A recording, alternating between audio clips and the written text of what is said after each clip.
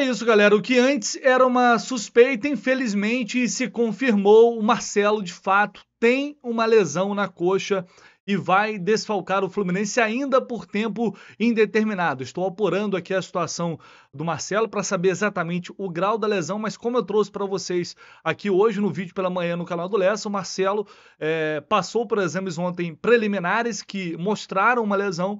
Hoje ele passou por uma ressonância magnética e eu vou trazer todos os detalhes aqui para vocês em relação à situação desse jogador tão importante para o Fluminense, que foi para cima do Vasco mais uma vez.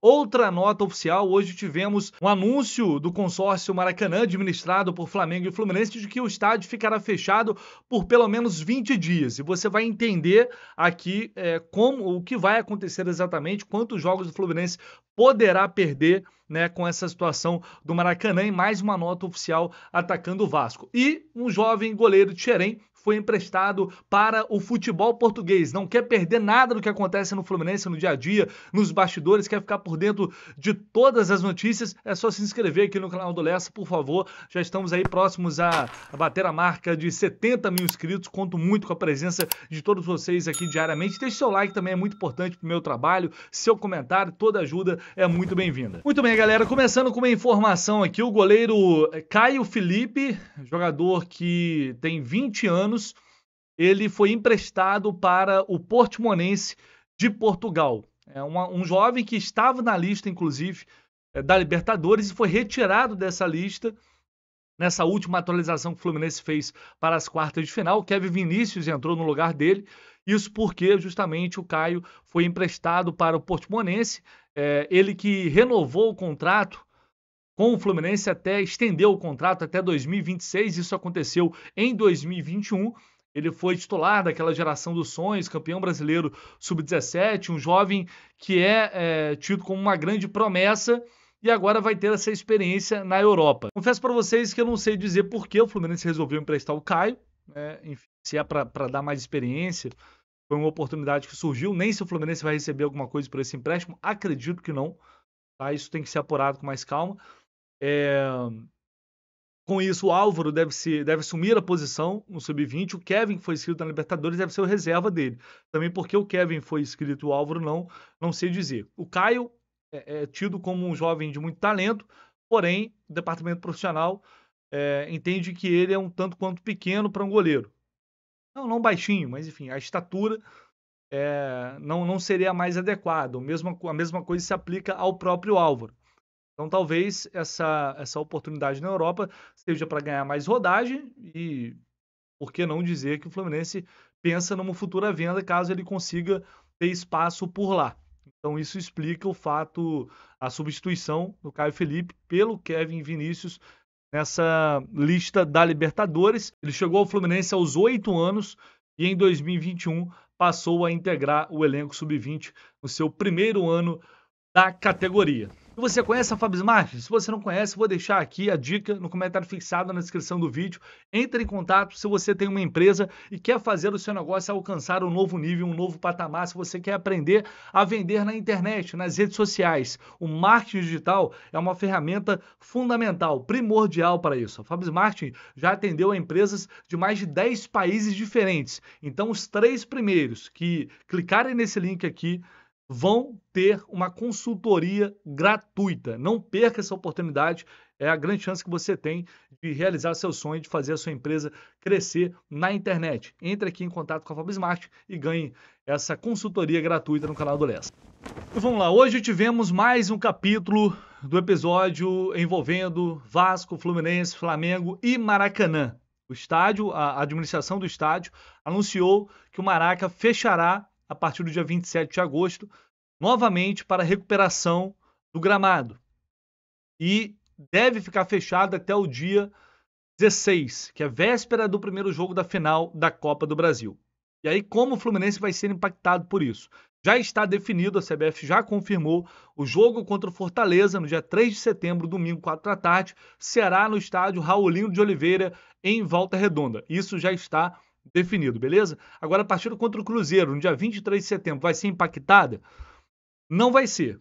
Eu explico para vocês. Se o Flamengo jogar o primeiro jogo da final da Copa do Brasil no dia 17 em casa, jogo de ida, não atrapalha em nada.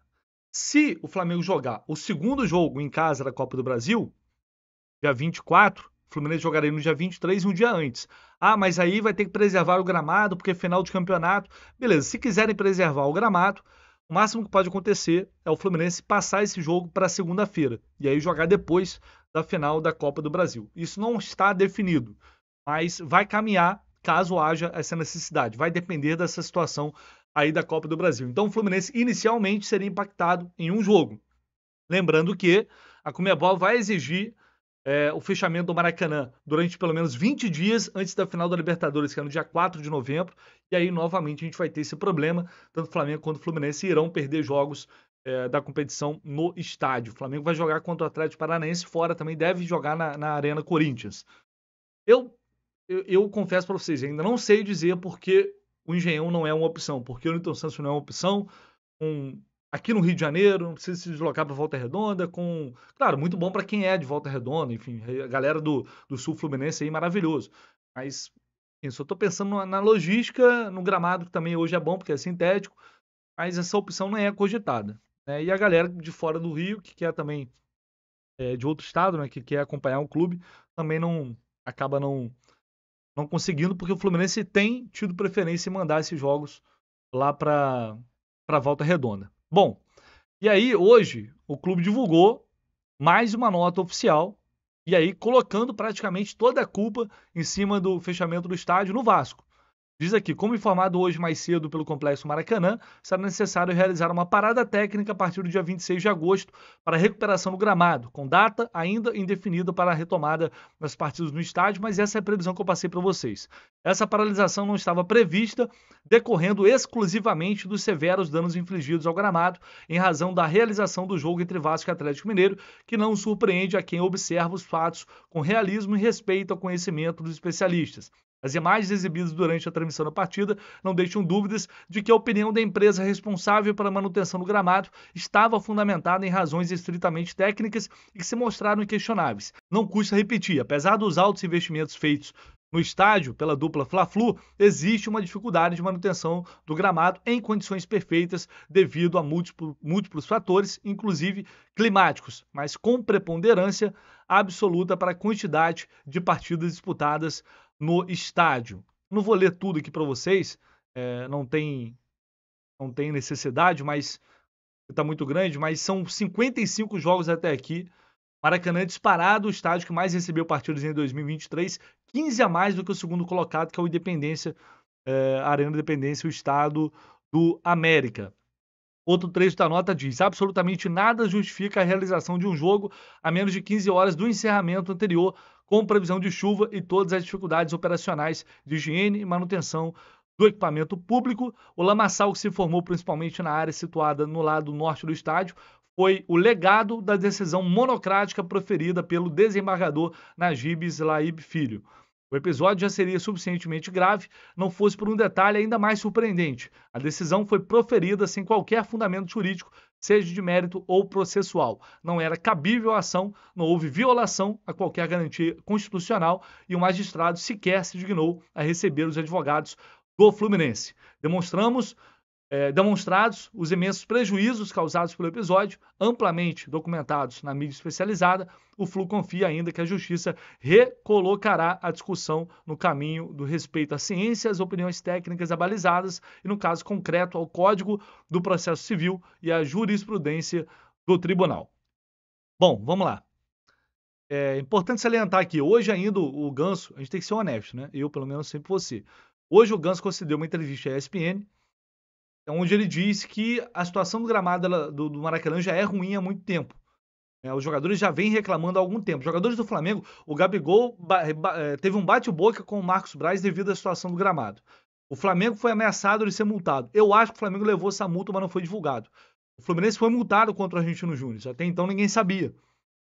Então essa situação ruim do gramado no Maracanã não é única e exclusivamente por esse jogo do Vasco. É óbvio que ela foi muito agravada devido a duas partidas com muita chuva no intervalo de menos de 15 horas, o que é um completo absurdo, a gente já falou sobre isso aqui. Só que o problema do gramado do Maracanã é crônico, também sofre muito pela quantidade de jogos que se recebe ao longo do ano, isso é um problema. Só que é uma questão crônica, não é de hoje, e o gramado não está bom já há algum tempo, apesar da instalação da grama híbrida. Isso não resolveu os problemas do Maracanã. Então é importante pontuar isso aqui também, que essa recuperação será feita, e eu vou dizer para vocês, vai ter que parar, vão ser 2 paradas, né? Agora e depois para Conmebol. Aí talvez realmente consiga deixar, né, o campo num estádio de situação ok para a disputa da final da Libertadores e para o restante da temporada. Mas é uma degradação que já vem acontecendo há algum tempo e, óbvio, agora esse conflito acentuado entre Fluminense e Vasco torna tudo um pouco mais bélico, e essa nota do Fluminense é mais uma nota forte de combate à posição do Vasco diante dessa situação, que vai para a justiça e já ganhou 3 vezes na justiça o direito de passar por cima de decisões técnicas e atuar no Maracanã. Enfim, esse assunto não vai acabar nem tão cedo, mas essas foram as medidas imediatas tomadas para que a situação seja contornada. O Fluminense, mais uma vez, sendo prejudicado, tendo que mandar um jogo fora do Maracanã. E agora, já com essa definição de que será em Volta Redonda. Bom, fechando aqui para falar da situação do Marcelo. Hoje eu trouxe para vocês mais cedo aqui no canal do Lessa informações exclusivas sobre a situação do Marcelo. Ontem, exames preliminares detectaram uma lesão na coxa do jogador. Hoje ele foi encaminhado para fazer uma ressonância magnética e essa ressonância confirmou aquilo que já se suspeitava, a suspeita que eu trouxe para vocês, que ele tem uma lesão na coxa esquerda. Não consegui ainda apurar para vocês o grau dessa lesão e quanto tempo o Marcelo ficará de fora. Ele que ainda aguarda uma definição da Conmebol em relação à apelação que foi feita, ao depoimento que ele deu para tentar diminuir, reduzir a pena junto à Conmebol, que até então é de 3 jogos. Marcelo concedeu esclarecimentos, deu as suas justificativas por ocorrido, na tentativa de conseguir pelo menos uma redução dessa pena. Ainda não foi divulgada nenhuma informação sobre isso por parte da Conmebol. Não consegui ainda, eu sei que a Rádio Melão trouxe uma informação hoje, dizendo que a pena foi reduzida para 2 jogos, mas eu aqui não consegui confirmar essa informação, por isso eu não estou trazendo aqui para vocês por enquanto. Beleza? O que eu tenho de imediato para passar para vocês é que o Fluminense até o momento não recebeu, isso é certo, não recebeu qualquer comunicado por parte da Conmebol e esse comunicado será feito por escrito. Então, se o Marcelo conseguir reduzir essa pena para 2 jogos, vamos supor, quinta-feira está fora, tem a menor chance. O Diogo Barbosa vai jogar. Para o segundo jogo, vai depender do grau dessa lesão. Grau 1, ele vai conseguir se recuperar em 1 semana. Dado o histórico do Marcelo e os cuidados necessários com a situação dele, acho bem difícil, tá? Então, a Conmebol pode sair daí como, entre aspas, vitoriosa de toda essa polêmica, dizendo que absolvemos o Marcelo e o Marcelo não tem condição de jogar devido a uma questão física, caso isso ocorra. Não vou aqui antecipar para vocês, prefiro correr atrás da informação, vou apurar para saber exatamente a situação dele, mas quinta tá fora e é bem improvável, a não sei se seja algo muito leve, que ele consiga se recuperar a tempo do jogo de volta na quinta-feira, caso seja liberado pela Conmebol. Beleza, galera? Deixa aí seu like, se inscreva aqui no canal do Lessa, conto com vocês, tamo junto. Sempre muito importante também se inscrever aqui se você ainda não está inscrito. Valeu!